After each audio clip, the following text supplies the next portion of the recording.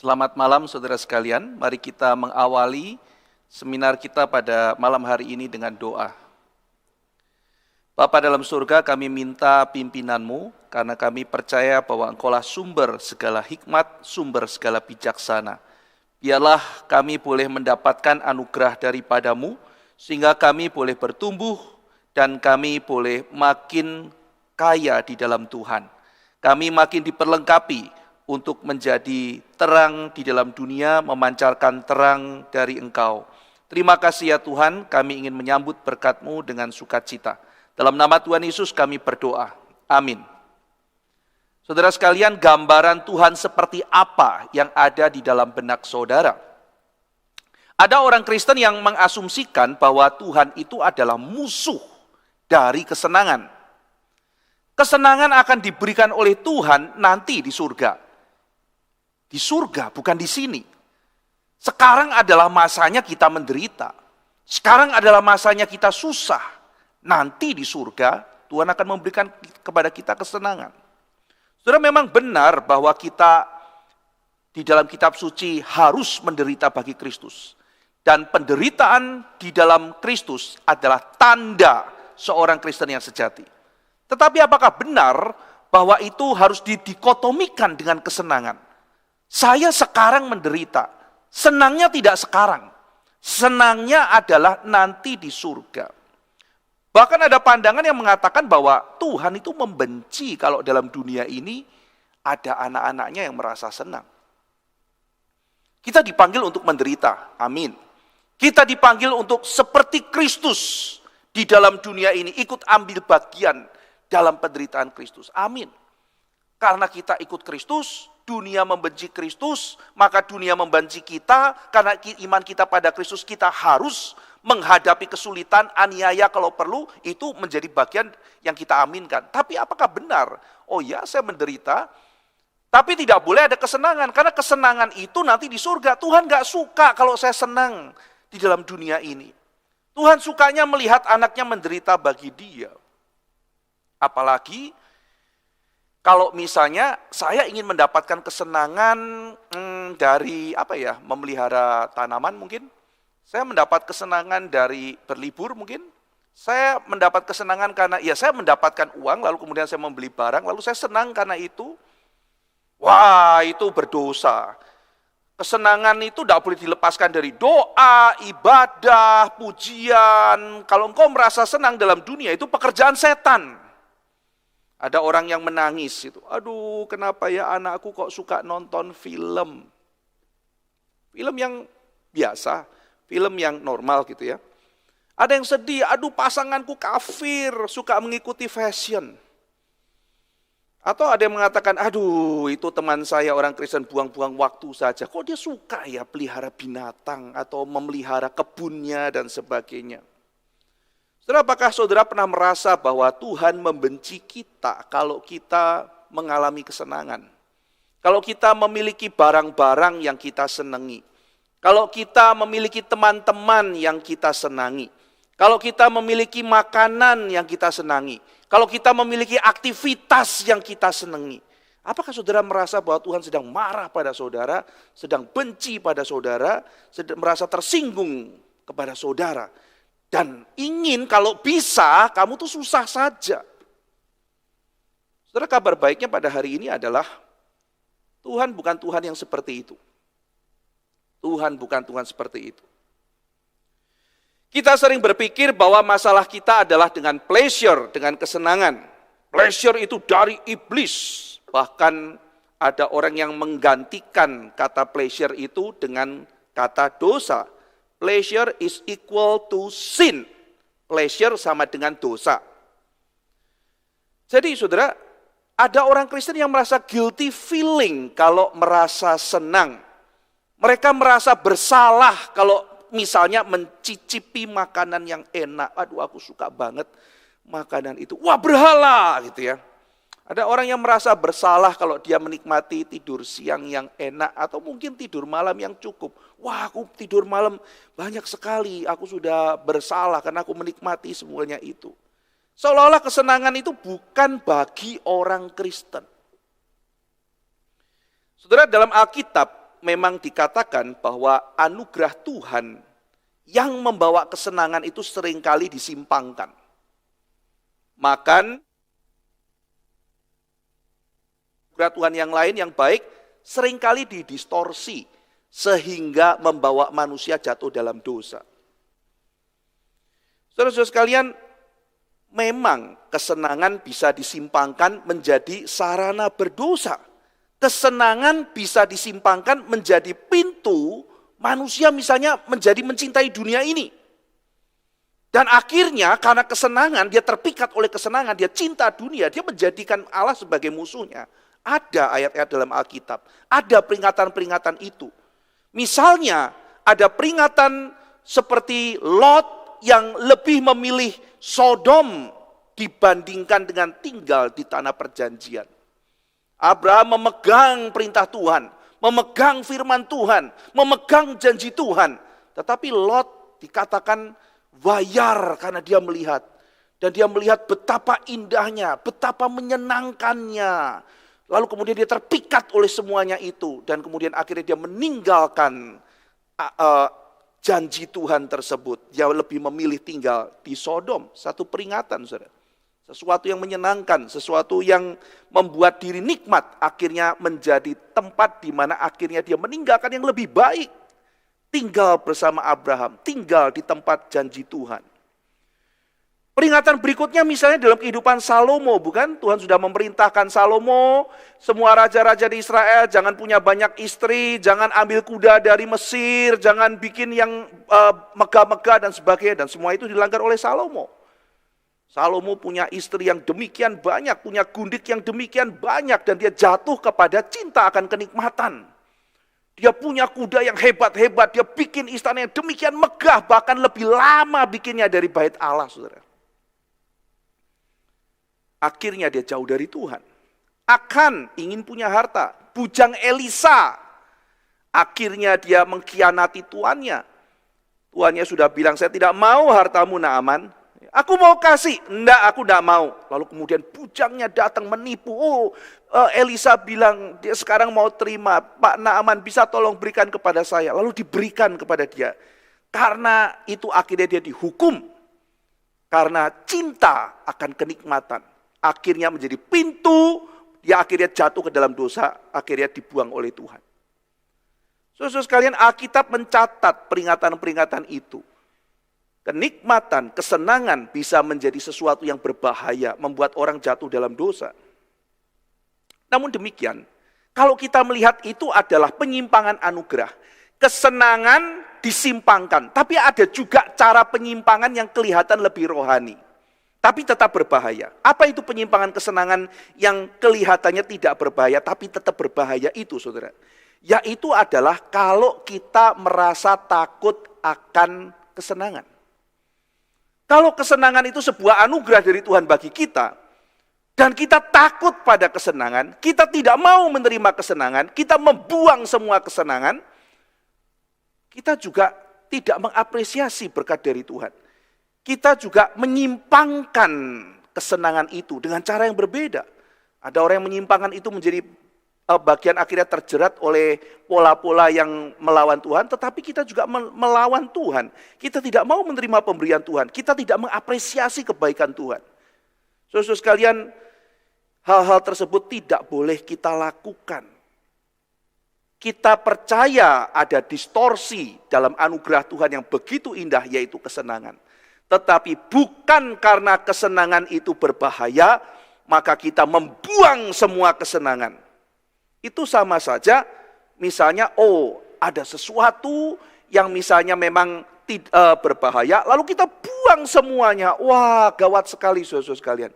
Waduh, ini ya, ada banyak orang akhirnya jatuh dalam dosa. Karena apa? Karena internet. Buang semua internet, saya nggak mau pakai. Wah, ada orang mati karena kendaraan. Buang semua kendaraan. Spiritnya bukan seperti itu. Wah, ada orang akhirnya menjadi meninggalkan Tuhan karena baca buku. Buang semua buku. Caranya bukan seperti itu. Ada orang yang meninggalkan Tuhan. Banyak orang meninggalkan Tuhan karena jerat kesenangan. Kita buang semua kesenangan. Bukan dengan cara seperti itu. Saya takut kesenangan. Daripada takut kesenangan, mending tidak usah senang-senang sama sekali. Bukan begitu. Bukan begitu. Saudara sekalian, mari kita tempatkan kira-kira posisinya seperti apa orang-orang berkait dengan kesenangan. Yang pertama, saudara, mungkin posisi kaum hedonis. Ini pasti bukan posisi kita, bukan? Posisi kaum hedonis adalah posisi yang saya gambarkan misalnya, pokoknya saya maunya senang-senang, saya tidak peduli dosa apa tidak. Ini tentu bukan posisi kita. Pokoknya saya hidup mau senang. Itu menyenangkan Tuhan, tidak menyenangkan Tuhan, saya tidak peduli. Egois, tidak egois, saya tidak peduli. Berguna bagi orang atau tidak, saya tidak peduli. Dosa atau tidak, saya tidak peduli. Yang penting saya senang. Ini posisi hedonis. Tentu saja ini bukan posisi yang baik bagi orang Kristen. Yang kedua, posisi selanjutnya adalah antitesisnya. Posisi kaum anti kesenangan. Yaitu yang merasa bahwa kesenangan adalah dosa, yang tadi kita sudah singgung. Orang yang tidak merasa bahwa kesenangan itu perlu. Mereka merasa orang rohani itu tidak boleh merasa senang. Orang rohani harus terus berjuang, terus menyangkal diri dan tidak menikmati kesenangan. Karena kesenangan adalah dosa. Kalaupun mereka akhirnya menikmati kesenangan, mereka akan merasa bersalah.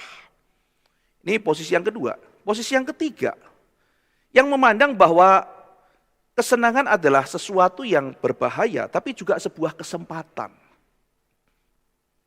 Menyadari bahwa kesenangan itu licin, kesenangan itu berbahaya.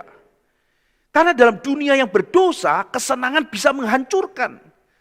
Dan kita yang sudah ditebus pun tidak luput dari itu. Kita bisa juga jatuh dalam dosa karena kesenangan. Tapi kesenangan itu kita juga percaya adalah pemberian yang diberikan oleh Tuhan yang bisa membawa kita makin dekat dengan Tuhan, makin mengenal Tuhan, dan justru kita bisa menyaksikan kepada orang lain apa itu kebaikan Tuhan lewat kesenangan. Jadi sesuatu yang berbahaya, tapi menjadi kesempatan juga menjadi sesuatu yang sangat berharga. Berharga bagi kita sendiri karena kita bertumbuh. Karena kita bisa mengenal Tuhan, dan berharga bagi orang lain. Karena kita bisa mengekspresikan, memanifestasikan kebaikan Tuhan lewat kesenangan. Nah tentu saja untuk kita bisa membedakan, untuk kita bisa memilih dengan tepat, kita perlu bersandar pada anugerah Tuhan, pada pimpinan Roh Kudus, kepada hikmat. Kita perlu minta Tuhan memberikan kita hikmat senantiasa. Kita perlu Roh Kudus menuntun kita dalam perjalanan kita. Oh Tuhan, ini kesenangan yang seperti apakah? Apakah ini kesenangan yang akan membawa jerat kepada dosa? Ataukah ini kesenangan yang Tuhan izinkan untuk aku justru makin bertumbuh di dalam Engkau? Kita tidak anti, tapi kita menikmati dengan bijaksana. Dan kita juga belajar membedakan. Sekarang kita akan melihat ayat-ayat dalam Alkitab yang berbicara mengenai kesenangan. Yang pertama kita lihat dulu 1 Timotius pasal 4 ayat 4 dan 5. Saya akan bacakan buat saudara 1 Timotius pasal 4 ayat 4 dan yang kelima. Karena semua yang diciptakan Allah itu baik, dan suatu pun tidak ada yang haram jika diterima dengan ucapan syukur. Sebab semuanya itu dikuduskan oleh firman Allah dan oleh doa. Jadi dikatakan semua yang diciptakan Allah itu baik dan tidak ada yang haram. Ini menggenapkan apa yang tertulis dalam kitab Kejadian, saudara. Dalam kitab Kejadian, Tuhan setelah mencipta, dia memberikan sebuah komentar bahwa apa yang diciptakan itu baik. Ciptaan Tuhan itu baik. Ciptaan dan pemberian Tuhan itu baik adanya, bukan sesuatu yang jahat. Dan Tuhan memberikan makanan, oh manusia mendapat kesenangan dari makanan. Makanan itu baik, makanan bukan sesuatu yang jahat. Tuhan memberikan minuman kepada manusia, itu baik. Tuhan memberikan sahabat, teman, orang yang kepadanya kita bisa bertukar pikiran, lalu kemudian kita bisa saling bergantung. Itu adalah pemberian yang baik dari Tuhan. Ketika Tuhan mencipta manusia, manusia ditempatkan di mana? Di Taman Eden. Apa itu Eden? Eden adalah Garden of Delight. Eden artinya pleasure, Eden artinya delight, kesenangan. Jadi Tuhan menempatkan kita ke taman, di situ digambarkan Tuhan memberikan kesenangan kepada manusia. Taman Eden, delight, the garden of delight. Jadi, saudara-saudara sekalian, Tuhan itu begitu baik. Tuhan menciptakan manusia, dan manusia salah satu bagian dari kemanusiaan kita adalah boleh menikmati pemberian Tuhan. Kita dicipta untuk memuliakan Tuhan. Kita dicipta untuk menyenangkan Tuhan. Dan di dalam kerangka kita hidup menyenangkan Tuhan, hidup betul-betul memuliakan nama Tuhan. Disitulah kita akan mendapatkan kenikmatan. Saya teringat khotbah dari Pendeta Yadi pada waktu Pendeta Yadi masih kuliah di Institut Reform, saya masih kuliah juga, lalu di chapel Pendeta Yadi itu pernah berkhotbah mengenai kesenangan, dan bahasanya mungkin agak vulgar saudara, tetapi benar isinya. Jadi Pendeta Yadi kira-kira menekankan begini, Tuhan tuh begitu baiknya sama manusia kata dia. Bahkan aktivitas yang biasa pun, yang kita anggap itu aktivitas jorok, kata Pendeta Yadi, itu diberikan oleh Tuhan kenikmatan. Lalu dia bilang, misalnya aktivitas apa? Ngupil katanya saudara. Ya saudara tahu ya, kadang-kadang orang jorok ya ngupil gitu, kadang bisa asik, lama gitu ya. Itu aktivitas yang aduh gitu ya, yang mungkin gak terlalu estetis dilihat, tapi ada kenikmatannya. Cabut bulu hidung gitu ya, ada kenikmatannya ya kan. Lalu apalagi saudara? Korek kuping ya kan, ada kenikmatannya. Bahkan saudara, aktivitas yang kita nggak pernah mau kasih lihat kepada orang lain, pergi ke WC. Itu juga ada kenikmatannya, urusan WC saudara. Yang kelihatannya bau, kita nggak pengen orang lihat, nggak ada estetiknya, tapi ada kenikmatannya. Sensasinya ketika kita menahan, lalu masuk ke kamar kecil, digambarkan Pendeta Yadi, lalu ada kelegaan setelah kita melepas beban ya. Jadi itu kan peristiwa-peristiwa yang aduh itu gak estetik, gak indah, jorok, ada orang bilang begitu. Tetapi kita lihat Tuhan begitu baik, Tuhan memberikan kenikmatan bahkan pada hal-hal detail-detail yang kita gak mau lihat. Gitu. Pijit saudara. Orang dipencet gitu, badan kita dipencet pun. Pencetnya benar, itu rasanya nikmat. Maka banyak orang suka pijit saudara di dalam dunia ini. Kita ketemu teman kita misalnya tekan di tempat yang benar, itu rasanya nikmat. Tuhan memberikan kepada kita tubuh, Tuhan memberikan kepada kita lidah, Tuhan memberikan kepada kita telinga. Untuk apa saudara? Untuk bisa menikmati bukan? Kita diberikan lidah untuk bisa mengecap makanan yang enak. Kita diberikan telinga mendengarkan hal yang indah, musik yang indah. Mata kita melihat pemandangan demikian agungnya. Tubuh kita bisa menikmati sensasi kenikmatan. Tuhan itu tidak anti kenikmatan. Tuhan mencipta kita untuk menyenangkan Dia. Dan di dalam itulah kita mendapatkan kesenangan di dalam Tuhan. Saudara sekalian, Calvin pernah menjelaskan, Tuhan itu mencipta bunga ya, warna-warni. Tuhan mencipta bunga itu baunya lain-lain dan baunya itu begitu indah, menyenangkan, baunya harum. Di situ kita diingatkan ya, kita tuh boleh menikmati apa yang Tuhan berikan. Tuhan begitu baik kepada kita. Saudara sekalian, kenikmatan sebagai bagian pemberian Tuhan menunjukkan kebaikan Tuhan kepada kita. Tubuh kita diciptakan oleh Tuhan untuk bisa menikmati sesuatu yang diberikan Tuhan kepada kita. Nah, saudara sekalian, lalu kemudian kalau kita baca 1 Raja-Raja 8 ayat 64 sampai 66. Tapi saya hanya akan bacakan ayat 65. Ini saya kutip ya, ini diambil dari salah satu bukunya. Saya dapat itu Gary Thomas ya, mengenai pleasure juga tema yang dia bawa. Lalu Salomo mengadakan perayaan pada waktu itu juga di hadapan Tuhan Allah kita selama 7 hari bersama-sama dengan seluruh Israel, suatu jemaat yang besar dari jalan masuk ke Hamat sampai ke sungai Mesir. Ini belum terlalu kelihatan ya. Jadi di sini dikatakan Salomo mengadakan perayaan di hadapan Tuhan selama 7 hari bersama dengan seluruh Israel. Dari jalan Hamat sampai sungai Mesir, kira-kira jauhnya itu. Nah kita coba sekarang lihat terjemahan lain. Kita lihat terjemahan NASB. NASB terjemahannya lebih literal ya. Jadi kita lihat salah satu versi bahasa Inggris, NASB saya bacakan, so Solomon held the feast at that time. Jadi perayaan itu feast ya, itu pesta makan, saudara. Makan-makan, nggak tahu prasmanan atau apa ya, pokoknya makan-makan gratis. Ini untuk acara apa, saudara? Pentahbisan bait Allah. Bait Allah jadi, ya misalnya saudara peresmian gereja gitu ya. Peresmian gereja terus makan-makan, saudara. Solomon held the feast at the time and all Israel with him. Ditraktir satu negara, saudara. Satu negara pentahbisan bait Allah ditraktir. A great assembly from the entrance of Hamat to the brook of Egypt before the Lord our God. Perhatikan, for 7 days and 7 more days, that is 14 days. Makan gratis seluruh bangsa 14 hari. 14 hari, saudara. Prasmanan 14 hari. Waduh, saudara, kalau kita makan itu paling senang itu kan kondangan ya. Kalau makan kondangan itu kan, wah datang gitu makanan banyak ya kan. Ambil, biasanya kalau nggak tahu di kota-kota tertentu kambing guling gitu kan ya. Siomay itu yang cepat habis begitu. Wah, saudara bisa bayangkan ya, saya pernah datang diundang di satu kota itu ya. Ada orang punya acara pengantin gitu, lalu pas saya ada datang di situ, lalu kemudian datang karena itu sama-sama keluarga, saya makan di satu tempat, terus dikasih tahu sama teman, sama saudara, sudah makan ini belum? Lo kamu ngambilnya di mana? Di gedung sebelah juga ada makanan, ada. Lalu saya pergi, ternyata satu gedung aja itu udah makanannya banyak. Begitu saya pergi ke gedung kedua, itu makanan lagi.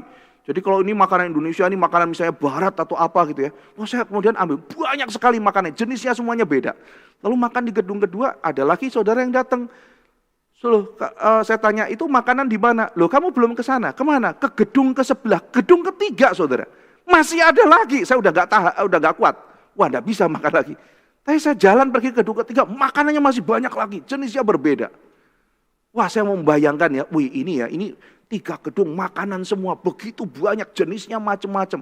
Wah, saya kebayang ini kalau misalnya satu Raja-Raja pasal 8, satu bangsa ditraktir sama Salomo, kira-kira itu seperti apa suasananya? Satu acara yang demikian meriah, saudara-saudara. Nah, yang menarik itu komentarnya Gary Thomas ya. Gary Thomas kira-kira gini komentarnya, saudara. Bayangkan pesta, perayaan kata dia, makan-makan besar 14 hari, wow gitu ya.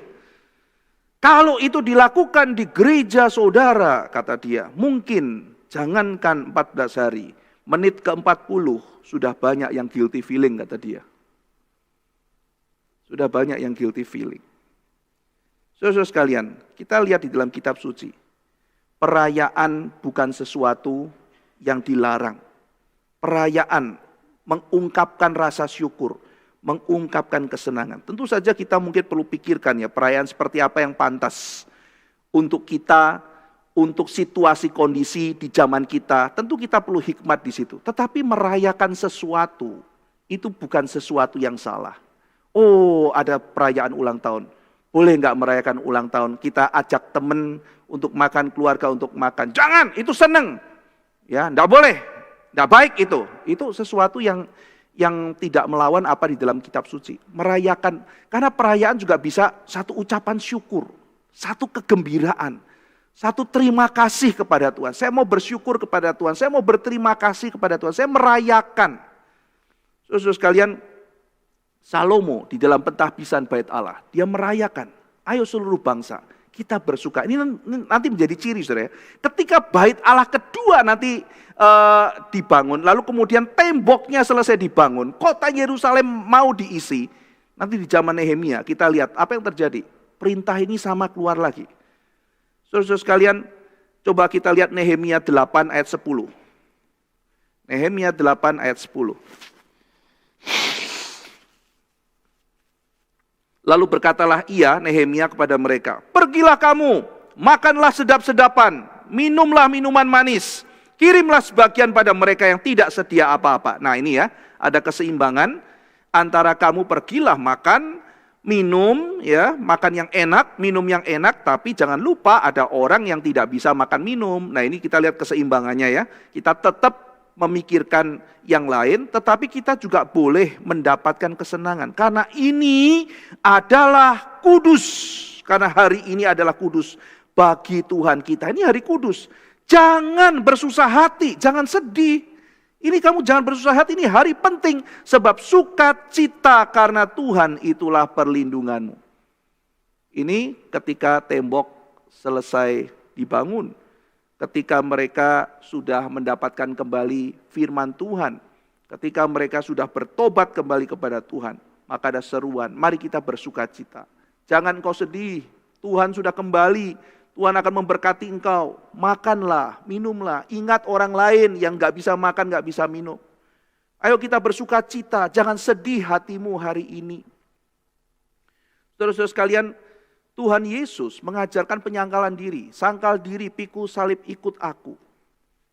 Kita melihat dalam kehidupan Kristus satu contoh penyangkalan diri yang luar biasa. Tetapi Tuhan Yesus tidak menolak untuk hadir dalam pesta pernikahan, saudara.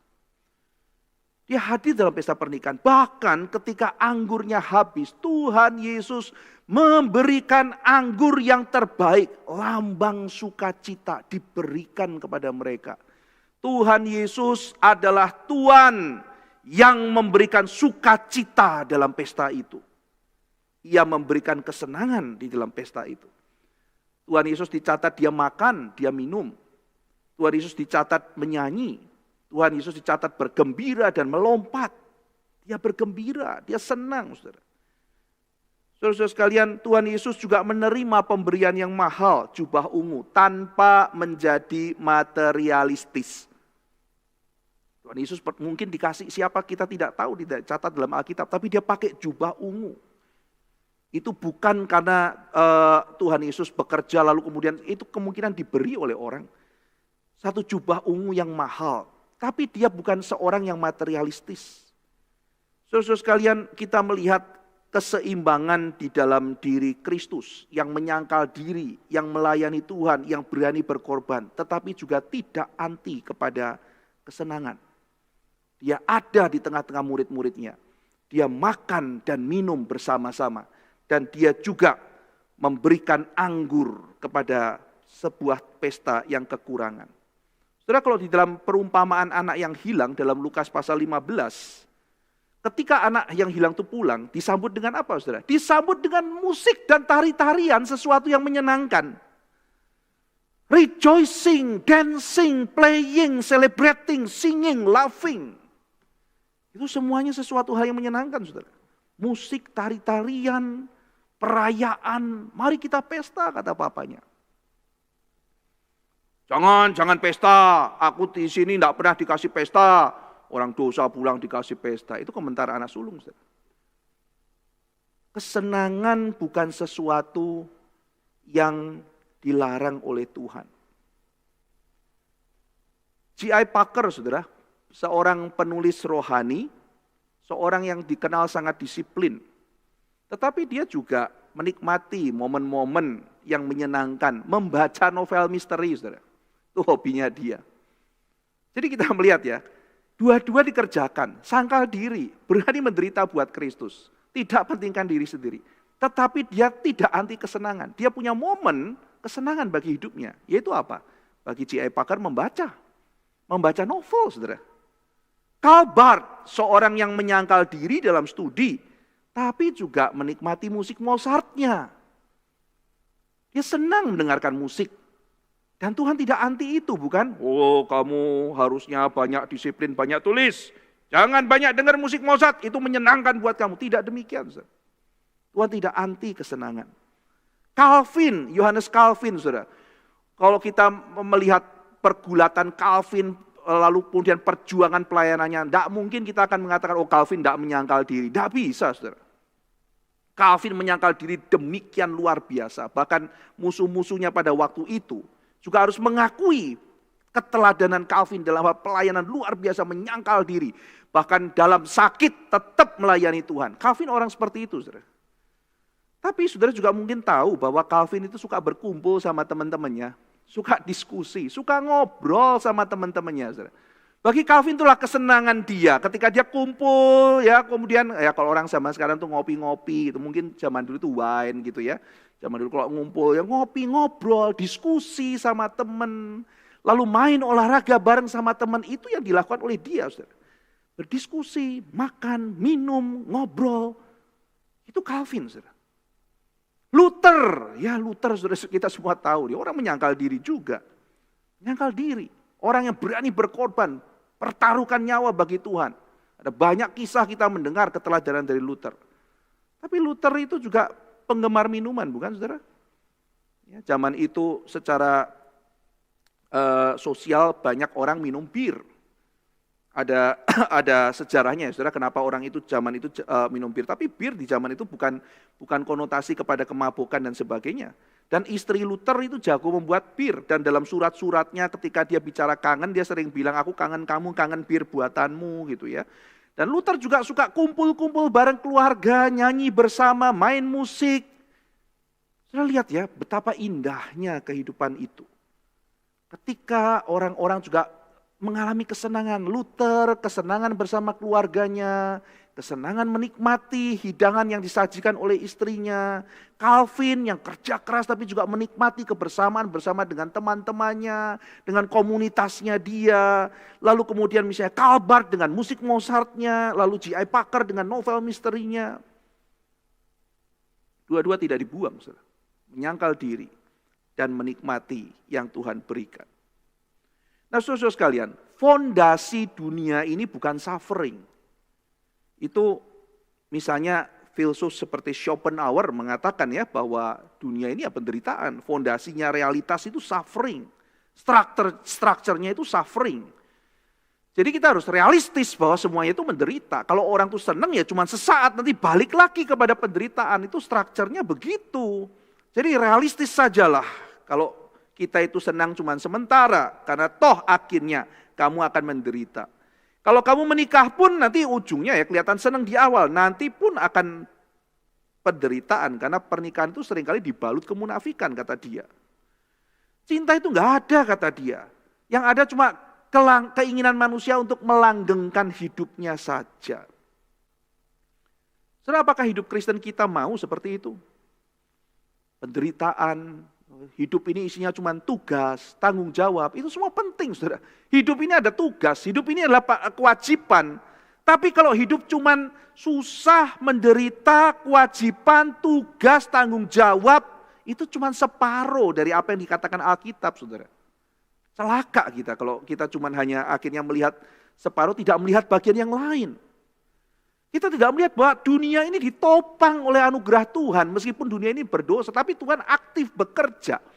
Bahkan melalui anugerah dalam Kristus, Tuhan itu bekerja merestorasi dunia ini. Ada bagian sisi yang lain, kita harus wajib, kita sangkal diri, kita menderita. Ini satu sisi, tapi ada satu sisi yang lain, saudara. Tuhan dengan baiknya, dengan kekayaan, kelimpahannya, dia menopang dunia ini, dia bekerja melalui kita. Grace itu fondasi dunia ini, bukan? Meskipun dunia ini jatuh dalam dosa, tapi anugerah Tuhan itu menjadi fondasi bagi kehidupan kita. Bukan penderitaan, tapi anugerah Tuhan, saudara, fondasinya. Maka bagi orang Kristen, pleasure itu bukan masalah. Problem kita adalah kesenangan. Bukan, saudara. Bukan. Bahkan pleasure itu adalah bagian anugerah Tuhan yang menguatkan kita. Bukan problem. Tapi justru adalah bagian dari solusi. Membuang kesenangan dari kekristenan itu berarti kita membuang salah satu pemberian indah dari Tuhan. Maksudnya Tuhan kasih sesuatu yang indah lalu kita buang begitu saja. Kesenangan yang salah ya ada, tapi bukan berarti kita takut kesenangan lalu kemudian kita buang semua kesenangan. Karena kesenangan bisa membangun. Saudara-saudara sekalian, jadi hidup Kristen sekali lagi bukan cuma kewajiban. Hidup Kristen bukan cuma tugas dan penyangkalan diri.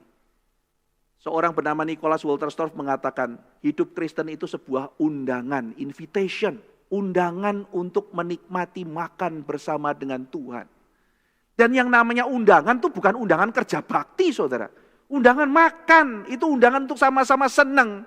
Nah kalau saudara diajak pesta sama teman, yuk datang ke pesta yuk. Gitu. Ini undangannya, berarti kita diundang makan, saudara. Diundang senang-senang. Tapi kalau Pak RT, dia undangan apa Pak RT? Kerja bakti hari Minggu. Waduh gitu ya, kerja bakti. Ya, jadi Tuhan panggil kita untuk apa, saudara? Untuk kata Nicholas Wolterstorff, orang Kristen seringkali lupa bahwa kita dipanggil untuk menikmati Dia. Jadi ketika kita dipanggil, memang ada tanggung jawab, memang ada pengorbanan, memang semuanya itu perlu. Tetapi jangan lupa di belakang semuanya itu cerita kekristenan. Bukan cerita menderita, bukan cerita beban, bukan cerita apa, tapi juga cerita sukacita dan kesenangan dalam Tuhan. Saudara kalau ikut Tuhan ya ceritanya, waduh aku ikut Tuhan, ada menderitanya, gue bangun pagi, tidur malam, ya susah bayar, dihina orang, dimaki apa segala macam gitu. Terus besoknya lagi, aduh ikut Tuhan, dihina-hina, difitnah, di apa, tapi aku terus melayani Tuhan. Besoknya lagi, ya aku terus melayani Tuhan, meskipun aku babak belur, aku akhirnya jatuh miskin, aku tetap melayani Tuhan. Besoknya lagi, aku kemudian dijahatin sama temanku, semuanya meninggalkan aku, tapi tidak apa-apa melayani Tuhan. Kalau ceritanya cuma begitu, menakutkan kan hidup kekristenan kita. Tapi kalau kita bicara, ya aku harus kerja dari pagi sampai malam. Tapi puji Tuhan, wah sukacita luar biasa. Di tempat aku melayani, aku bisa merasakan sukacita Tuhan. Aku mendengarkan firman Tuhan, aku dikuatkan, aku merasa ada sukacita. Wah kemarin aku ketemu orang, dia berterima kasih karena aku sudah kontak dia sangat bersyukur. Kemarin orang yang aku ajak terima Tuhan, waduh sukacitanya luar biasa. Aku seneng gak karu-karuan, aku diajak makan, pergi sama teman, wah itu ngobrol enak. Jadi sudah kita melihat ya, kehidupan kita gak cuma sekedar kewajiban apa susah, enggak begitu. Tapi kita melihat bahwa hidup di dalam Tuhan itu penuh dengan kesenangan dan sukacita. Saudara sekalian, jadi kita tidak boleh mengabaikan salah satu bagian dari kemanusiaan kita, yaitu dicipta untuk menikmati kesenangan.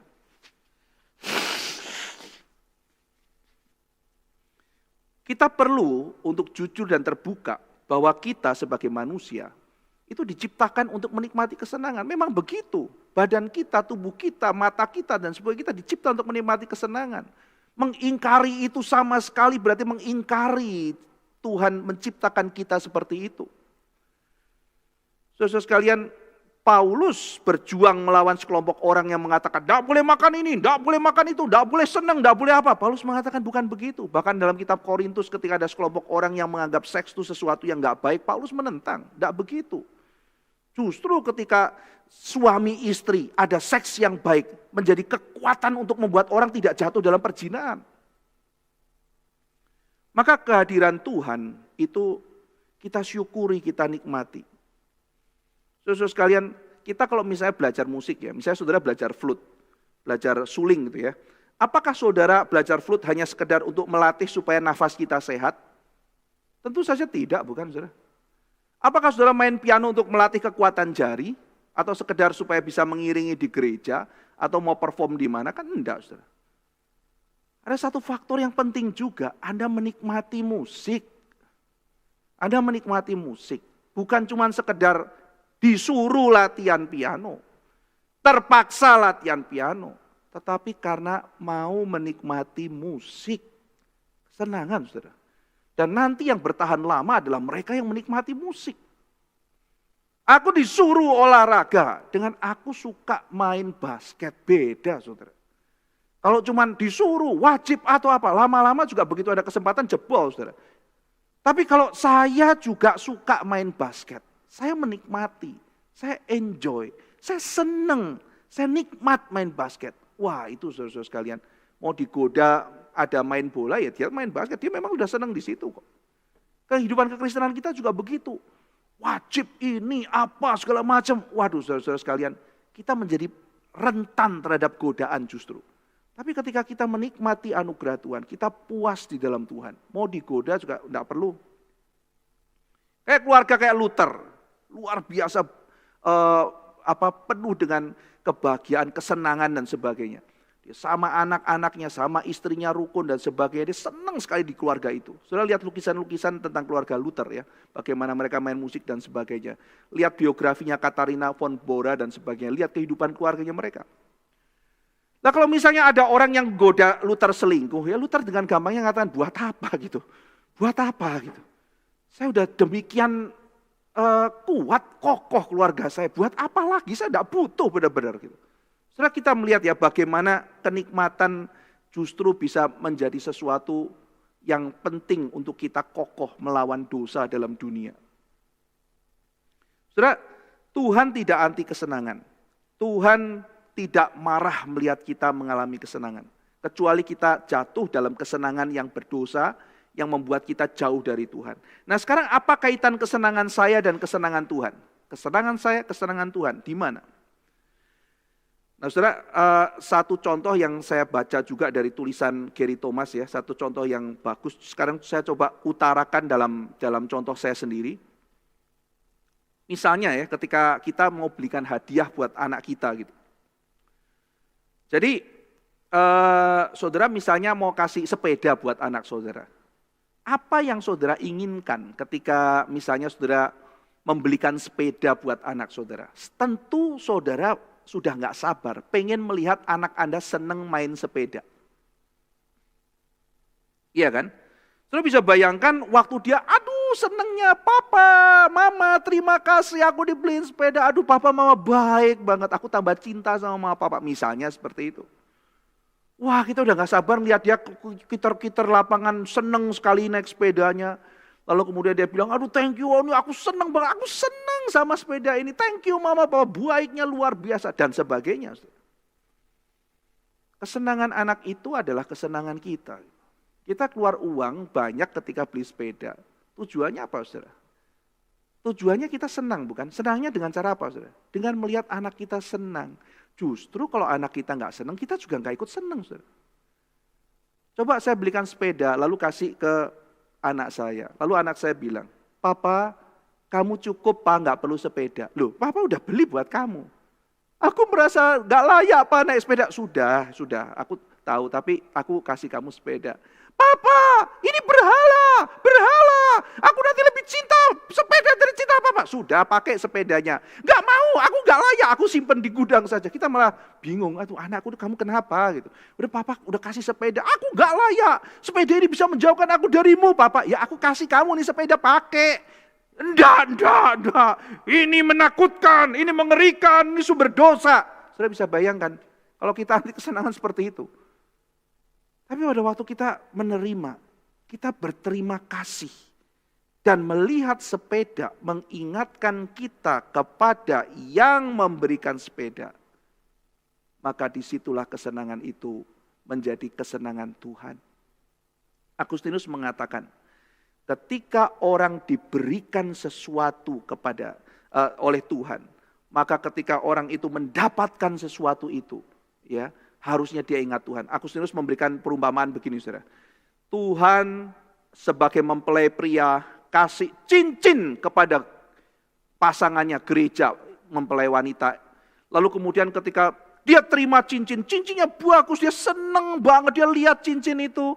Kalau aku lihat cincin, aku ingat kamu. Lihat cincin, ingat kamu. Maka orang itu pakai cincinnya. Terus dia bilang, aduh thank you ya, aku senang banget. Aku senang sama cincin ini karena tiap kali aku lihat cincin ini, ingat kamu. Wah ini saudara, tiap kali aku senang lihat ini, aku teringat engkau, aku berterima kasih pada engkau. Nah, ini pasangan yang benar, kata Agustinus. Yang salah apa? Terima kasih ada cincin. Dari siapa? Oh lupa sudah, yang penting bagus banget tuh, enggak usah mempelai pria juga enggak apa-apa. Cincin aja ini sudah cukup. Nah itu yang salah. Menikmati pemberiannya tapi lupa kepada yang memberi. Menikmati pemberian melupakan yang memberinya. Itu salah. Tapi menikmati pemberian lalu kemudian setiap kali melihat pemberian teringat lalu bertumbuh cintanya kepada yang memberi. Nah itu yang benar. Saudara sekalian, waktu kita memberi kepada anak kita tidak takut, saudara. Kita tidak takut dia akhirnya senang di situ. Membayangkan anak kita puter-puter di taman atau di halaman naik sepeda, kita nggak mengatakan, sekarang kamu cinta sepeda apa cinta papa atau mama? Kan nggak begitu, saudara. Kita senang lihat dia senang. Masa kita mengatakan, kamu boleh naik sepeda tapi jangan senang, itu apalagi itu. Tidak boleh senang, kalau naik sepeda, kalau kamu senang artinya kamu dosa. Tidak begitu, saudara. Waktu dia senang, kita merasa senang. Saya bacakan Mazmur 35 ayat 27, nggak ada di slide ya. Mazmur 35 ayat 27. Saya baca salah satu terjemahan bahasa Inggris di bagian akhir.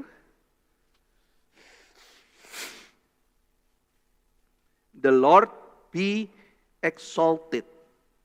Who delights, the Lord who delights in the well-being of his servants. Sekali lagi, Mazmur 35 ayat 27. The Lord be exalted, who delights in the well-being of his servant. Tuhan itu bersuka, dia senang akan kondisi baik atau kesenangan hambanya. Ketika kita bersuka dalam Tuhan, Tuhan juga bersuka. Saudara sekalian, bayangkan ya, misalnya kita mau kasih, misalnya saya nabung, saudara, tabung ya 5 tahun, 10 tahun, lalu akhirnya belikan arloji buat istri. Jadi tiap kali istri lihat arloji, ya dia lihat waktu, dia ingat suaminya. Lihat lagi, wah dia ingat suaminya. Kan indah saudara ya. Aku seneng arloji ini, ya kan. Kenapa kamu seneng? Iya, tiap kali aku lihat, aku seneng arlojinya, tapi aku juga ingat sama suami yang kasih saya. Nah ini berarti saudara sekalian, pemberian itu ya akan menyukakan hati suaminya. Tiap kali istrinya lihat, oh kayak ingat suaminya, oh kayak ingat suaminya. Tapi kalau wah arlojinya bagus, suami tidak perlu, wah ini yang celaka. Ya, ini yang menjadi celaka. Nah jadi saudara sekalian, cincin dalam perumpamaan Agustinus, arloji itu mempertajam ingatan kita akan pencipta. Ya. Maka cinta itu mungkin bisa berkompetisi, tapi juga bisa mempertajam. Jadi yang problem kan yang berkompetisi. Arloji dan cincin itu berkompetisi dengan yang memberi. Bahkan menolak yang memberi, itu yang problem. Tetapi kalau cincin dan arloji itu mempertajam, sepeda itu mempertajam kasih dari Bapa, maka demikian juga kehidupan rohani kita akan meningkat. Cinta itu jangan berkompetisi, cinta itu mempertajam, cinta itu merefleksikan bagaimana Tuhan mencintai kita. Kesenangan kita itu menjadi refleksi Tuhan itu baik pada kita. Kesenangan kita menjadi refleksi Tuhan itu begitu memperhatikan kita. Maka pada waktu kita menikmati kesenangan itu, apakah kesenangan itu berkompetisi dengan Tuhan atau justru mempertajam rasa syukur kita kepada Tuhan? Waktu saya makan, saya bisa lupa akan Tuhan, lupa akan kesehatan, dan kemudian hanya menikmati tanpa rasa tanggung jawab, makan sebanyak-banyaknya tanpa perhatikan kesehatan, tidak peduli pada yang lain dan sebagainya. Atau waktu saya makan di dalam prinsip kebenaran Tuhan, dalam pengendalian diri dan sebagainya, tapi saya menikmati dan saya bersyukur akan kebaikan Tuhan yang menyediakan makanan. Waktu kita melihat pemandangan alam ketika kita traveling, waktu kita misalnya melihat karya seni yang indah, apakah kita bersyukur akan kebaikan Tuhan? Atau malah kita justru makin tersedot dan melupakan Tuhan? Pleasure memang bisa dipakai untuk lari dari kesulitan. Jadi pleasure membuat kita lari dari kesulitan. Nah misalnya saudara, manusia stres, tertekan, ya dia cari hiburan, kadang-kadang dia minum-minum, dia nonton, dia mau melupakan kesulitan. Jadi pleasure bisa dipakai untuk escape, lari dari kesulitan. Jadi kalau kesulitan banyak, saya melarikan diri lewat apa? Salah satunya lewat pleasure. Nonton lupa masalah, ya jalan-jalan lupa masalah, shopping lupa masalah, mabuk lupa masalah dan sebagainya. Nah, maka pleasure bisa membuat orang lari dari kesulitan. Pleasure juga bisa membuat orang lari dari panggilan. Anak-anak yang main game setelah zaman sekarang kan ya, atau suka sesuatu lalu kecanduan saudara. Kecanduan sehingga akhirnya mungkin panggilan utamanya dia misalnya harus beribadah, dia misalnya harus melakukan tugas tertentu, dia misalnya harus ada panggilan untuk sekolah dan sebagainya, semuanya ditinggal saudara. Akhirnya semuanya berantakan panggilannya, nggak karu-karuan. Kenapa? Karena pleasure. Maka di sini pleasure yang sifatnya eskapis itu berbahaya. Pleasure yang sifatnya bersifat melarikan diri dari panggilan itu berbahaya. Kalau pleasure adalah sifatnya restoratif, kalau pleasure sifatnya konstruktif, itu baik. Saya lagi stres ya, saya tenang sejenak, saya menikmati pleasure. Tuhan, saya ingin pleasure, saya ada hobi tertentu ya kan. Lalu setelah nikmatin hobi, dikuatkan segar lagi, balik lagi kepada panggilan. Tuhan, saya akan hadapi kesulitan ini, saya akan hadapi masalah ini. Lalu kerja, dia rasa aduh saya jenuh ya kan, manusia juga ada kejenuhan. Lalu kemudian dia lari ke pleasure itu, dia punya pleasure tertentu mungkin, dia punya hobi tertentu, dia pergi ke situ, dia menikmati sejenak ya. Lalu kemudian dia tenang, Tuhan saya sudah tenang, Tuhan terima kasih. Lalu saya balik lagi menghadapi kesulitan. Itu berbeda, itu sifatnya restoratif, itu sifatnya konstruktif. Bukan eskapis dari panggilan. Jadi pleasure tidak boleh bersifat eskapis, pleasure justru restoratif dan konstruktif. Kesenangan tidak boleh dilepaskan dari tugas kita, memuliakan dan menyenangkan Tuhan. Kita punya panggilan itu. Maka kesenangan menjadi bagian yang empowering justru. Waktu kita lemas dikuatkan lagi masuk. Bukan kita membuat kita malah lemah untuk masuk panggilan. Terlalu capek bersenang-senang, ya hobinya traveling. Terus waktu kerja tidak karu-karuan, tidak ada performa kerjanya. Karena kesenangan traveling. Hobinya makan-makan, terus akhirnya sakit-sakitan gara-gara makannya nggak dijaga. Nggak bisa kerja, nggak bisa melayani dan sebagainya. Nah ini artinya kesenangannya sudah eskapis, sudah membelenggu, sudah menjauhkan diri dari panggilan. Tapi kesenangan bisa dipakai untuk empowering. Mengingatkan akan Tuhan, lalu kemudian waktu kita pikiran cupek, lalu kemudian kita disegarkan, lalu balik lagi masuk ke dalam panggilan. Nah ini adalah hal yang bersifat membangun. Nah saudara kemudian kita juga harus belajar menikmati. Kalau kesenangan yang benar itu sesuatu yang diizinkan, kita harus belajar menikmati.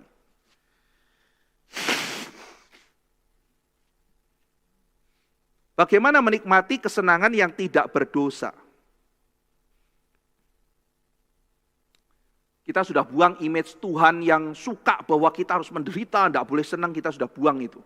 Lalu kemudian kita tahu, oh Tuhan Engkau rindu kita bersuka di dalam Engkau, menikmati kesenangan di dalam Tuhan. Nah sekarang apa yang harus kita nikmati? Saudara, kesenangan itu melibatkan fisik tentu saja, tetapi kesenangan itu tidak hanya bersifat fisik. Ya, kesenangan pasti melibatkan fisik. Tapi kesenangan itu tidak melibatkan fisik saja, tapi kesemuanya saudara. Senang itu juga melibatkan emosi, senang juga melibatkan intelek. Intelek saudara. Misalnya saudara, senang kan bukan cuman waduh kalau saya dipijit, saya senang. Kalau saya makan enak, saya senang. Kan enggak gitu saudara. Aku dipuji, aku rasa senang. Itu kan kesenangan saudara. Dan itu kan sifatnya bukan fisik, dipuji kok fisik. Ya. Aduh bajumu hari ini pantas banget, kita senang gitu. Aduh kamu langsing ya, dietmu berhasil, kita senang saudara. Aduh kamu kelihatan segar sekali hari ini, kita senang. Nah itu adalah kesenangan, bukan fisik kan, enggak ada fisik apapun yang dikasih kok. Kita nggak tidur, nggak istirahat, kita nggak makan, kita nggak minum, kita nggak disentuh, tapi ada sesuatu yang menyenangkan. Kesenangan karena apa? Pleasure karena apa? Karena bersifat emosi. Ya, sesuatu yang menyenangkan. Terus kita pikir lama tiba-tiba, wah saya tahu, wah kita senang. Intelektual saudara. Akhirnya aku tahu jalan keluarnya. Eureka, penemuan baru. Wah kita senang luar biasa. Intelek. Akhirnya aku tahu kebenaran gitu. Jadi kesenangan itu bukan cuma sekedar masalah fisik, saudara. Plato, seorang filsuf Yunani, itu membagi jiwa menjadi 3. Dan menurut dia, kesenangan itu dia kelompokkan menjadi 3 macam. Ada kesenangan-kesenangan yang sifatnya lebih ke dekat dengan nafsu ya, yang dia sebut dengan epitumia, simbolnya ada di bagian ginjal gitu ya, epitumia. Epitumia itu artinya nafsu. Tapi epitumia itu, nafsu itu tidak selalu negatif. Dalam Alkitab, epitumia bisa dipakai menunjukkan nafsu yang negatif, tapi Paulus pernah memakai kata epitumia untuk sesuatu yang baik. Ya, jadi misalnya aku berhasrat ketemu Kristus, itu pakai epitumia juga. Ketika Paulus mengucapkan kalimat itu, aku nafsu ketemu Kristus, itu pakai epitumia. Jadi epitumia bisa baik, bisa jahat. Nah, waktu Plato bicara mengenai epitumia, itu dia bicara dalam pengertian netral ya, jadi manusia punya nafsu. Nah, di situ dalam epitumia itu manusia menghasrati kesenangan dalam hal apa? Misalnya dalam hal makan, minum, seks ya, itu manusia suka itu, lalu kemudian menikmati itu. Tapi kenikmatan itu bukan cuma makan, minum, seks, bukan. Plato mengatakan ada satu bagian di dalam jiwa namanya tumos. Ini adalah bagian kesenangan. Saya tidak percaya pembagian ini, saya hanya menyatakan jenis-jenis kesenangan tidak hanya di dalam satu jenis, tapi di dalam berbagai jenis. Nah, saya pinjam saja pembagian Plato. Di dalam bagian tumos yang dia ibaratkan di bagian dada ya, tumos itu Di situ ada misalnya rasa nikmat kalau misalnya menang, kita berkompetisi, berprestasi lalu menang, itu ada kesenangan. Yang itu disebut filonikon, orang-orang yang mencintai Nike atau Nikon. Filonikon, orang yang mencintai kesenangan. Kalau dalam epitomia filokrematon, orang yang menyukai benda-benda. Nah, orang misalnya menang berprestasi, orang yang misalnya disayang, wah dia merasa ada kenikmatan. Waduh, nikmat banget aku disayang. Wah, aku dihargai, aku diterima. Waduh, senengnya itu nikmat luar biasa. Tapi ada juga kenikmatan yang lain, saudara, yang dia bilang ada di wilayah namanya nous di sini. Yaitu ketika engkau berjumpa dengan kebenaran, engkau tahu keadilan, engkau tahu sesuatu yang mulia, nilai-nilai yang luhur, kebaikan dan sebagainya, dan engkau senang. Ya, jadi itu disebut filosofia, mencintai bijaksana. Jadi kesenangan itu bukan hanya melulu melibatkan fisik ya saudara, tapi juga kapasitas yang lebih kompleks, ada kenikmatan dalam hal emosi, ada kenikmatan di dalam intelek manusia, dan kesenangan itu juga bisa bertumbuh, saudara. Kalau misalnya kita pakai pembagiannya Kierkegaard ya, saya pernah membahas ini ya, kesenangan sedikit waktu saya membahas mengenai Kierkegaard, mengenai self, masih ada videonya juga di Reform Injili YouTube ya, ada tahun lalu saya membahas mengenai Kierkegaard di awal tahun, mengenai self, konsep mengenai penipuan diri. Nah jadi kesenangan itu sama Kierkegaard dibagi menjadi immediate aesthete atau estetik kesenangan yang sifatnya langsung, immediate, dan kesenangan yang sifatnya reflektif. Jadi immediate aesthete sama reflective aesthete. Bedanya apa? Nah, tadi yang dari Plato kita belajar kenikmatan tuh macamnya banyak. Jadi yang namanya nikmat tuh tidak melulu sifatnya adalah makan, minum, seks dan sebagainya, tapi juga ada kenikmatan jiwanya, kenikmatan inteleknya. Nanti kita akan rangkai nanti di belakang ya. Kemudian kita masuk ke Kierkegaard, ada kenikmatan yang immediate, ada kenikmatan yang reflektif. Yang immediate itu langsung, saudara. Seneng, nikmat karena langsung. Misalnya disuguhi es jeruk waktu panas-panas dan kita haus. Waktu kita minum langsung kita tahu nikmatnya. Waduh hausnya, aduh panasnya. Ini jangan sedih, ini ada es jeruk. Waduh, wah segelas es jeruk di tengah kehausan. Dan cuaca yang demikian panas, minum es jeruk langsung rasanya nikmat, saudara. Langsung rasanya nikmat. Atau saudara lagi main sama teman, suasananya seneng gitu ya. Ada orang banyak, tiba-tiba ada musik yang beatnya itu cepat ya. Suasananya riuh ya. Lalu kemudian semuanya joget-joget, saudara juga ikut joget gitu ya. Dan langsung merasa senang. Immediate. Ya kan? Jadi langsung saja. Tetapi ada yang namanya reflektif. Saudara tidak bisa langsung. Saudara butuh waktu, butuh usaha mungkin. Butuh latihan. Butuh pembiasaan, bahkan butuh pendidikan hanya untuk bisa senang. Jadi untuk bisa nikmat itu perlu latihan, perlu pembiasaan, perlu pendidikan. Jadi ada kenikmatan yang langsung, ya langsung kita nikmat, ya kan? Tapi ada kenikmatan menurut Kierkegaard yang kita perlu latihan, reflektif. Ya. Misalnya, saudara, ya kita ambil contoh ya, arloji lah. Bagi kebanyakan orang kalau ditanya arloji itu apa ya? Oh arloji itu ya alat penunjuk waktu. Kamu pakai arloji, misalnya, aku nggak pakai, sekarang sudah ada handphone gitu. Bagi yang pakai, ditanya, buat kamu arloji buat apa? Ya supaya aku nggak telat masuk ke kerja dan sebagainya. Penunjuk waktu lah gitu. Kalau beli di mana? Itu di Senen ada, di pasar Senen 100.000 juga udah dapat. 100-200 ribu dapat jam quartz ya, jam baterai yang oke kok, tahan juga lumayan, sudah bagus gitu. Tapi saudara, bagi pecinta horologi ya atau dunia arloji, jam atau arloji itu bukan hanya penunjuk waktu. Jam atau arloji itu sebuah kenikmatan buat mereka. Ini arloji ini gimana? Bagi orang awam, oh bagus ya, ini bagus. Pilih mana? Ya pilih yang awet aja. Ya, mereka tidak tahu bedanya. Tapi ketika orang belajar, mempelajari dunia horologi misalnya, maka dia juga berkembang. Cara dia melihat, cara dia menilai, cara dia menikmati juga berbeda. Sekarang dia mulai menikmati. Oh ternyata sama-sama penunjuk waktu berbeda ya. Movementnya berbeda. Movementnya apa ya? Oh yang ini movementnya namanya ETA. Oh movement ini namanya apa? Jadi mulai bedain. Oh ternyata movement juga berbeda. Setiap arloji bukan hanya petunjuk waktu.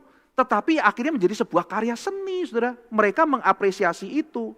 Orang-orang yang berkecimpung dalam horologi itu melihat arloji sebagai kepingan tradisi dan sebuah sejarah yang panjang ceritanya. Jadi mereka sangat menghargai sekali.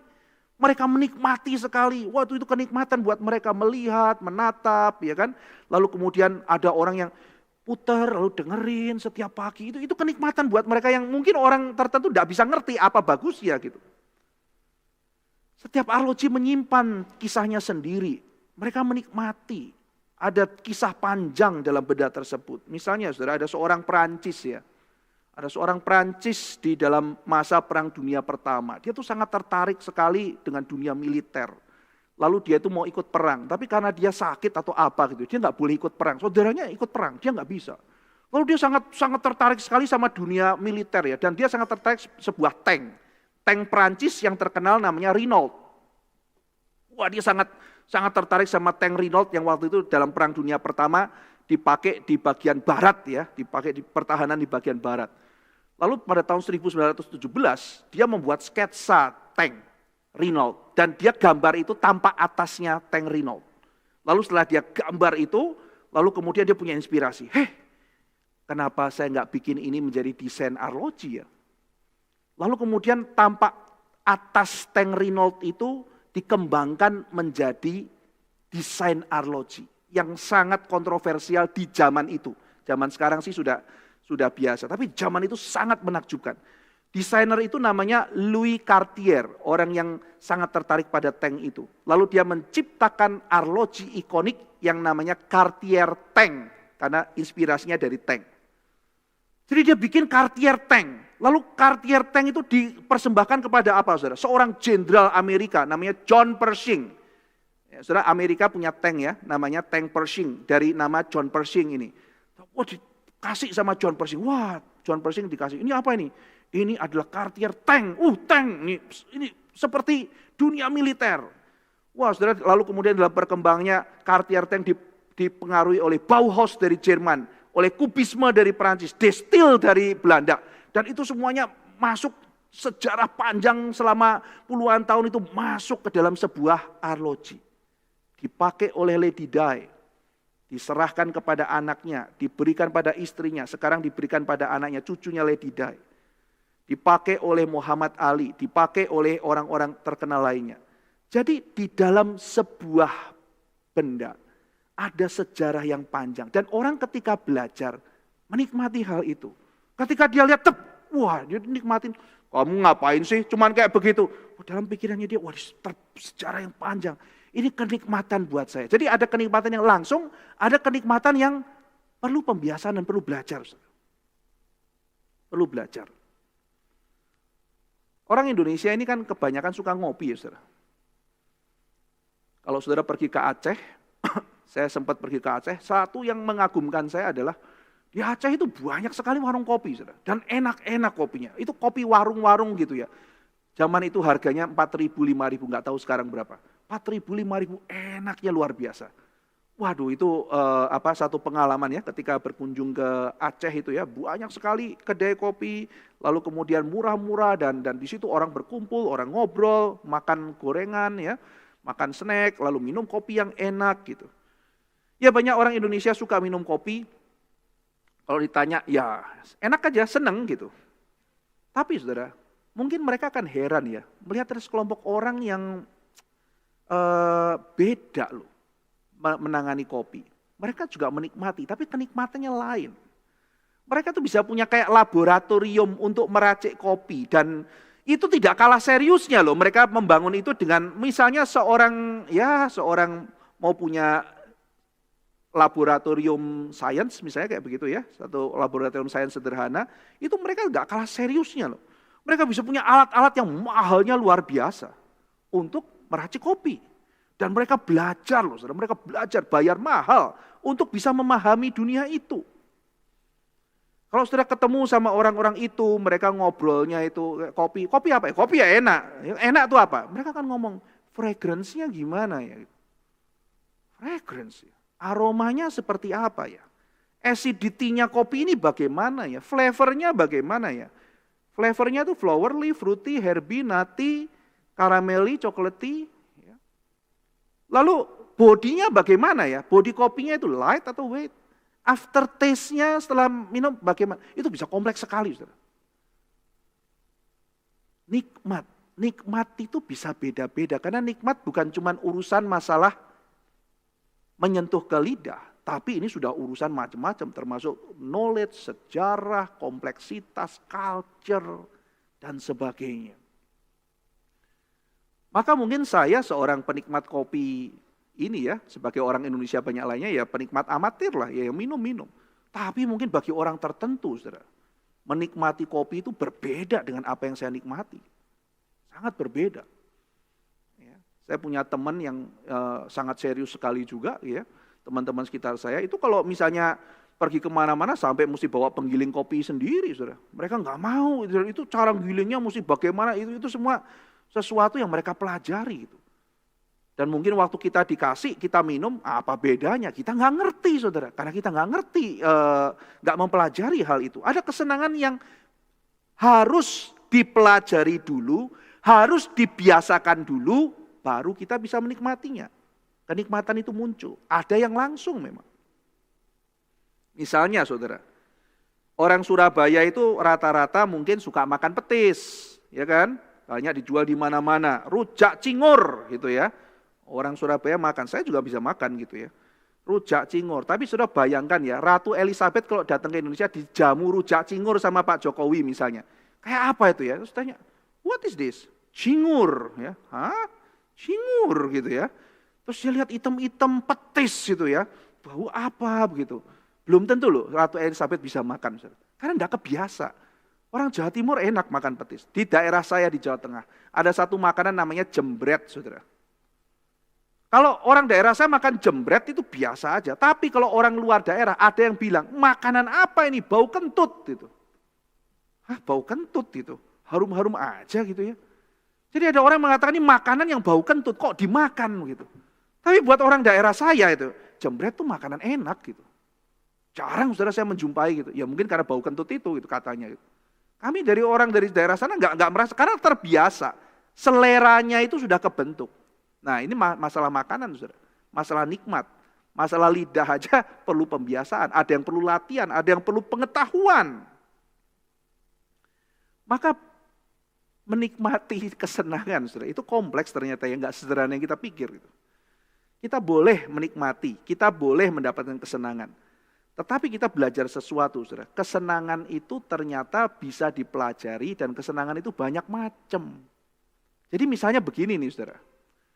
Satu murid saya tuh pernah ketemu saya lalu bilang, Pak Ivan, saya kasihan sama Pak Ivan, saya kepengen ajak Pak Ivan seneng-seneng. Motivasinya sih baik. Loh kenapa begitu? Ya saya kalau perhatikan Pak Ivan itu belajar, ngajar, pelayanan. Jadi aku kepengen ajak Pak Ivan seneng-seneng. Mungkin saya pikir ya, oh dia mau traktir saya kali. Saya mau bilang saya juga suka makan, ya kuliner juga suka dan sebagainya. Saya mau ajak Pak Ivan senang-senang. Saya pikir mau ajak kuliner kah, mau ajak mungkin traveling kah, atau apa. Saya mau ajak Pak Ivan pergi diskotik. Waduh gitu ya, dugem gitu. Hah, gitu saya bilang, kamu ajak saya kemana gitu? Iya, kamu ajak Pak Ivan pergi ke diskotik gitu. Loh buat apa ke sana gitu? Iya supaya Pak Ivan senang-senang gitu. Hah, senang-senang gitu? Iya Pak, di situ nanti bisa nari-nari gitu. Saya bilang itu buat saya nggak seneng. Ah masa gitu. Iya, dan kamu jangan salah loh. Buat saya membaca itu sebuah kenikmatan. Udah kaget. Baca kenikmatan, baca itu paksaan. Oh enggak. Nah, saudara lihat ya. Di sini kita kenikmatan itu juga bisa bertumbuh. Apalagi kalau kita mau dekat dengan Tuhan. Kita perlu membaca buku-buku rohani. Maka saudara-saudara membaca itu juga bisa menjadi sebuah kenikmatan. Menjadi sebuah kenikmatan dan kita tidak anti kenikmatan yang baik. Mengembangkan sesuatu budaya membaca yang baik. budaya literasi yang baik, menjadi sebuah kenikmatan. Melayani itu kenikmatan. Melayani kenikmatan. Bisa melayani itu sebuah kenikmatan. Melayani itu kewajiban. Tetapi ketika kita melayani Tuhan, misalnya hari ini saya membagi sesuatu buat saudara. Ini sebuah kewajiban, ini menjadi sebuah tanggung jawab, ini sebuah penyangkalan diri, harus studi, harus apa, dan sebagainya. Tetapi ini juga merupakan sebuah kesenangan, boleh berbagi. Ada sukacita, ada kesenangan, boleh berbagi. Saudara-saudara sekalian, jadi kesenangan itu banyak macamnya. Kita tidak harus pilih kesenangan yang berdosa, kita bisa memilih yang lain. Ada kesenangan-kesenangan yang membangun kita, ada kesenangan yang menjatuhkan kita. Kita bisa memilih kesenangan yang baik. Kita bisa belajar, kita bisa mengkondisikan, membiasakan diri kita untuk menikmati kesenangan yang baik. Dan kesenangan itu kan ujungnya reward kan saudara. Kita ingin mendapatkan sesuatu, kita ingin senang. Dan reward kita kan bisa meningkat. Kita bisa meningkat, bisa makin menyenangkan hati Tuhan. Ya sama-sama senang saudara, tapi senang untuk apa? Senang dalam wujud seperti apa? Kita boleh mendapatkan kesenangan, tapi kesenangan yang seperti apa? Saling menolong, saling menjadi berkat, itu kesenangan bukan? Loh saudara, ada satu survei, saya kalau nggak salah ingat Harvard ya. Saya lihat di sebuah dokumenter, waktu itu ada orang dikasih uang. Lalu kemudian disuruh pergi ke kafe ya, Starbucks atau mana gitu. Terus kemudian dia dikasih uang lagi, disuruh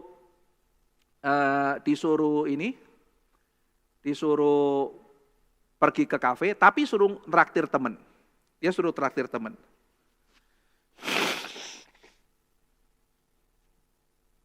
Lalu dia pergi, dia traktir temannya. Lalu kemudian ditanya, mana kamu lebih senang? Minum sendiri atau minum bareng teman? Mana yang menyenangkan buat kamu? Mana yang menjadi kenikmatan buat kamu? Dia bilang, traktir teman itu kenikmatan. Itu. Lebih nikmat dari makan minum sendiri. Jadi minum sendiri sama traktir teman, ketika dicek, dites, mana yang kamu lebih senang? Lebih senang traktir teman. Itu lalu kemudian terbit, mungkin saudara masih ingat ya, waktu itu judulnya begini. Apakah uang bisa membawa kebahagiaan? Ya, uang bisa membawa kebahagiaan kalau engkau berbagi. Kira-kira penelitiannya bicara seperti itu. Ya, itu bukan penelitian Kristen, saudara, tetapi kira-kira menunjukkan bahwa berbagi itu sebuah cara yang menimbulkan kesenangan, kenikmatan bagi orang. Dan saudara, jadi menolong itu adalah sebuah kewajiban. Menolong itu sangkal diri. Tapi kita mesti lihat, ternyata di belakang itu juga ada kesenangan, saudara. Kalau kita boleh berbagi dengan orang lain. Nah, saudara, ada seorang namanya Diogenes ya. Ini pemikir kontroversial, banyak hal yang problem dalam pikiran dia ya. Tapi dia salah satu hal yang dia didik dari rakyat di zamannya dia adalah dia mengatakan bahwa rakyat di kotanya itu dia berasal dari satu kota namanya Sinope. Diogenes dari Sinope. Dia mengatakan, rakyat saya ini terlalu jatuh menikmati kebudayaan yang kompleks. Kesenangan kok harus kompleks kayak begitu. Seneng kok harus begini. Seneng kok harus kalau zaman sekarang ya. Seneng kalau harus bisa traveling ke luar negeri, punya uang sekian, bisa punya kapal pesiar, bisa apa. Seneng kok harus kayak begitu gitu. Lalu dia mengatakan, kita mesti belajar. Rakyat-rakyat tuh harus di-training lagi untuk boleh menikmati natural pleasure. Kesenangan-kesenangan yang alamiah, menikmati matahari yang menimpa tubuh. Mungkin saudara ada kesempatan lihat pemandangan yang bagus, menikmati itu, menikmati kebersamaan dengan teman, mungkin makan bakso di warung sebelah dan sebagainya, dan menikmati itu. Ada begitu banyak kesenangan yang Tuhan berikan di sekitar kita. Kesenangan yang benar berkait dan mempertajam relasi kita dengan Tuhan, mempunyai kekuatan untuk bahkan melawan godaan. Misalnya ya, saudara bisa menikmati secangkir kecil espresso. Espresso itu kopi yang dipres loh saudara. Espresso gitu. Ya, itu kan kalorinya rendah ya. Anda duduk ya, terus kemudian minum gelas kecil, terus tiba-tiba teman Anda datang. Brak! Satu minuman es ya kan. Satu gelas saja 600 kilokalori. Wah, kalorinya besar sekali. Anda sedang menjaga kesehatan Anda. Waduh, ya kan? Satu minuman ini 600 kilokalori. Teman Anda minum 2 katanya karena haus. 1.200 kilokalori. Padahal dia satu hari paling cuma butuh 1.800 sampai 2.000. Minumnya aja udah mau over dari kalorinya dia. Ini kan bisa overweight nanti kan. Dua gelas itu. Mau enggak? Mau enggak? Saudara bilang, enggak perlu. Kenapa? Karena aku udah bisa nikmatin ini kok. Ini cukup buat aku. Aku nikmat dengan ini. Aku enggak perlu itu lagi. Tapi kalau bayangin saudara aus, ya enggak bisa minum. Mau enggak? Mau gitu. Jadi kenikmatan yang benar, kenikmatan yang sehat menjadikan kekuatan kita bisa melawan godaan dari luar yang jahat. Maka itu sebabnya dalam kitab Korintus, Paulus mengatakan bahwa di dalam pernikahan yang benar, di dalam relasi seks yang baik, itu menjadi kekuatan untuk akhirnya orang melawan dosa perzinahan dari luar. Tidak perlu lagi, aku sudah cukup dengan keluargaku, aku bisa melawan kekuatan dari luar. Nah jadi itu sebabnya saudara sekalian, kita belajar menikmati sesuatu yang biasa. Anda bangun tidur, ya story-nya adalah, wah saya pergi berjuang apa ini. Tapi saudara juga bisa, aku pada waktu dalam perjalanan itu bisa nikmatin santai, lihat-lihat ya. Sampai situ sarapan pecel, waduh enak loh pecelnya seger hari ini. Temu kantor ya, ngobrol sama teman, activity, lalu kemudian ada makan siang, bareng teman loh, ngobrol, cerita, curhat-curhat. Jadi ada begitu banyak momen kesenangan sebetulnya. Kadang-kadang kita nggak lihat gitu. Itu tuh susah apa ini, padahal kalau kita lihat sudah tidak begitu story-nya. Tuhan memberikan kesenangan-kesenangan dalam hidup kita dan melalui itu kita bisa bersyukur sama Tuhan. Terima kasih Tuhan, Tuhan begitu baik. Ya, ada kesenangan-kesenangan, ada momen-momen Tuhan bisa hadir dalam penderitaanku dan dalam masa senangku. Tuhan hadir dan aku makin mengenal Engkau. Dan kesenangan itu tidak selalu egois, saudara. Kesenangan tidak selalu egois. Tubuh itu mengajar kita bahwa kesenangan itu harus dinikmati bersama-sama. Iya kan, kalau kepala pusing makan kan jadi kurang nikmat. Kalau gigi sakit tidur kurang nyenyak, bukan? Jadi kalau misalnya saudara kepala kita pusing, kita nggak bisa mengatakan, haha biarin aja kamu kepala pusing, biarin. Kalau jempol kaki kita ketibanan barbel, saudara, buak, waduh gitu ya, kepala kita pusing. Kita nggak mengatakan rasain lu jempol kaki, nggak bisa, seluruh tubuh jadi sakit. Tubuh itu mengajarkan sakit sama-sama, seneng sama-sama. Itu yang diajarkan oleh tubuh kita. Ya, sakit gigi itu ditanggung seluruhnya. Maka pengejaran kenikmatan itu juga sebetulnya bukan pengejaran yang dilakukan sendirian seharusnya. Tetapi sesuatu yang dikerjakan bersama-sama. Sesuatu yang dikerjakan bersama-sama. Saya masih ingat almarhum seorang ya ada bapak yang sangat disiplin orangnya. Dia itu seorang kepala rumah tangga di sekretariat Tanah Abang pada waktu GRI belum bangun ya. Nah, pada waktu saya datang itu saya sempat cerita sama dia, aku kepengen ini Pak, aku kepengen pergi. Waktu itu saya masih praktek, aku pengen nabung Pak. Pengen kemana kamu Ivan? Gitu. Aku kepengen pergi ke ini, aku pengen pergi ke Perancis Pak, aku nabung, aku pengen lihat itu Museum Louvre, aku pengen belajar sejarah apa segala macam. Oh gitu ya, ya kamu nabung aja gitu. Terus saya nabung bertahun-tahun, terus ketemu dia lagi, ditanya, gimana tabunganmu, sudah cukup untuk berangkat ke Perancis? Ya. Wah Pak, aku sudah cukup, ini kayaknya tapi ngepas Pak, nanti mungkin aku backpacker Pak. Jadi ya tidur di tempat-tempat tertentu yang cari yang murah dan sebagainya. Tapi ini Pak, aku mau pergi itu temenku ternyata uangnya dipakai buat beli kamera. Dia akhirnya kerja kan, butuh buat kerjaannya dia. Aku gimana ya Pak, ya aku mau pergi aja lah ya. Terus dia bilang begini, wah kamu mau pergi ke tempat yang jauh, tempat yang indah atau sendirian? Ya, habis gimana, temanku sudah janjian kita yang satu pakai buat ini, yang satu pakai buat keluarganya, yang satu pakai buat dia kerja. Ya aku ini kalau nggak pergi sekarang takut harganya naik lagi. Terus dia bilang sama saya begini, mending kamu tetap tabung dulu, nanti tunggu pergi sama teman-teman atau kamu kalau sudah berkeluarga sama keluarga. Loh kenapa begitu Pak? Dia cerita sama saya, keindahan itu butuh saksi. Keindahan itu butuh saksi. Jangan pergi sendirian. Nanti kamu ya berapa tahun dari itu mau cerita, dulu begini, tidak ada ceritanya karena tidak ada saksi. Tapi kalau kamu pergi sama-sama sama keluargamu kah, atau kamu pergi sama temanmu, ada saksi dari keindahan. Nah, kalimat itu saya ingat terus, keindahan butuh saksi. Keindahan alangkah baiknya dinikmati sama-sama. Saya teringat tentang tubuh. Tubuh juga demikian. Kalau tubuh kita seluruhnya sehat, semuanya sangat harmonis, sangat baik. Maka demikian juga dengan kenikmatan. Kenikmatan itu bukan selalu egois. Saudara-saudara sekalian, dalam kitab suci misalnya, ketika bicara makan dan minum, itu bukan cuma masalah senang sendiri. Ketika bicara makan dan minum, kalau saudara membaca di dalam perjanjian lama, itu Tuhan bicara mengenai hospitality, mengenai menjamu orang lain, dan itu tidak egois. Tuhan menjamu kita. Ada kenikmatan di situ, kenikmatan dari makan dan minum. Ada kenikmatan dalam relasi, ada kenikmatan di dalam keintiman dengan yang lain. Makan minum bukan cuma urusan saya senang sendiri, tapi hospitality, jamu yang lain. Makanan dan minuman di dalam perjanjian lama juga bicara mengenai keselamatan, mengenai relasi dengan Tuhan, ya kan? Menjadi misalnya dalam perjanjian lama kan makanan Paskah itu kan mengingatkan bahwa Tuhan melepaskan orang Israel dari perbudakan. Jadi makanan juga berkait dengan kerohanian.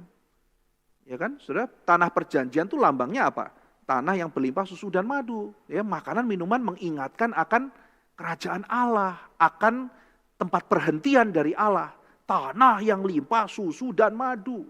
Menjadi gambaran ketika makan, gambarannya adalah sesuatu yang bersifat rohani, makanannya jasmani, tapi mengingatkan akan hal yang rohani. Demikian juga ketika kita melakukan perjamuan kudus dalam perjanjian baru.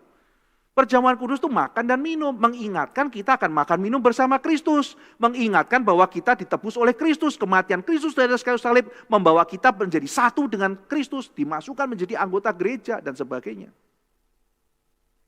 Saudara sekalian, jadi kita melihat bahwa kesenangan tidak selalu bersifat negatif. Saya tutup saudara-saudara sekalian. Apa yang kita lihat dari dunia? Apakah kita akan melihat dunia sebagai pelacur yang menggoda? Ayo sini senang dan berdosa. Atau kita akan melihat dunia sebagai ibu yang baik, yang menyediakan beragam resource, kesenangan yang membawa kita dekat dengan Tuhan. Alkitab menyatakan, apa saudara? Dua-duanya ya, dua-duanya.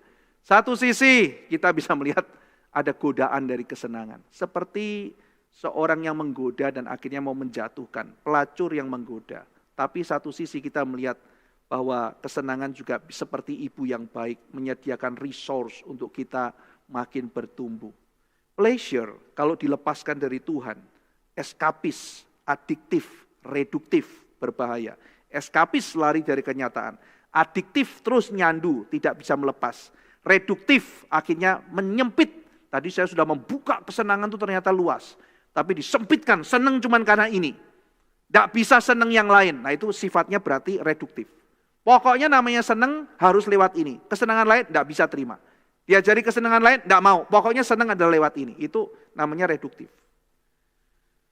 Kita harus membawa penebusan Kristus masuk dalam pleasure. Sehingga pleasure itu bukan menghancurkan. Kita harus memilih kesenangan kita. Kesenangan itu membangun kita atau menghancurkan kita. Tuhan memberikan pleasure. Tetapi pleasure bukan yang paling utama. Pleasure adalah sesuatu yang kita nikmati sebagai pemberian dari Tuhan. Yang kita cari yang paling utama adalah kesenangan Tuhan di atas segalanya. Berbahagialah orang yang mengejar kesenangan Tuhan, yang memuliakan Dia. Karena dia akan diberikan oleh Tuhan kesenangan yang dia nikmati di dalam Tuhan, untuk Tuhan, sebagai rasa syukur kepada Tuhan yang konstruktif membangun dirinya. Mari kita berdoa. Bapa dalam surga, kami bersyukur, berterima kasih karena kami memiliki kitab suci. Kami berusaha merefleksikan apa yang menjadi pesan Tuhan mengenai kesenangan. Kami membaca ada bagian-bagian yang menjatuhkan dari kesenangan, tetapi kami juga melihat bahwa Tuhan tidak anti kesenangan. Tolong kami memiliki perspektif yang lengkap, kami boleh memiliki perspektif yang imbang, dan kami diberikan prinsip untuk boleh membedakannya. Terima kasih ya Tuhan, biarlah kami boleh menjadi anak-anak Tuhan yang punya sukacita dan juga menikmati kesenangan yang sehat di dalam Tuhan, di dalam dunia ini. Biarlah kami juga mengerjakan kewajiban kami, tapi kami tidak lupa untuk berterima kasih atas kesenangan yang Tuhan berikan dalam hidup kami. Dalam nama Tuhan Yesus Kristus kami berdoa. Amin. Demikian seminar pada hari ini, dan kita masih juga akan ada pemahaman Alkitab di hari Jumat. Saya akan membawakan PA mengenai Elisa, Yosua baru, dan Sakeus. Jadi saudara, kita melihat bahwa tiga tokoh ini sebetulnya memiliki kesamaan. Jadi Elisa, Yosua, dan Sakeus itu ada kesamaan. Nah, kesamaannya apa? Apa kaitannya Elisa di perjanjian lama, Yosua lebih lama lagi, dan Sakeus dalam perjanjian baru gitu. Apa kaitan ketiga hal ini? Dan kaitan itu nanti di dalam Injil Lukas itu jelas sekali terlihat ya. Jadi nanti kita akan teliti melihat teks Alkitab dalam pemahaman Alkitab Jumat ini, kaitan Elisa, Yosua baru, dan Sakeus. Kuncinya adalah mengenai kota ya. Bagaimana Tuhan merobohkan dan membangun kembali sebuah kota. Demikian pengumuman pada hari ini, dan bagi saudara-saudara persembahan bisa diberikan melalui QR Code yang akan dicantumkan di layar. Demikian seminar pada hari ini, sampai berjumpa di dalam seminar berikutnya. Tuhan memberkati.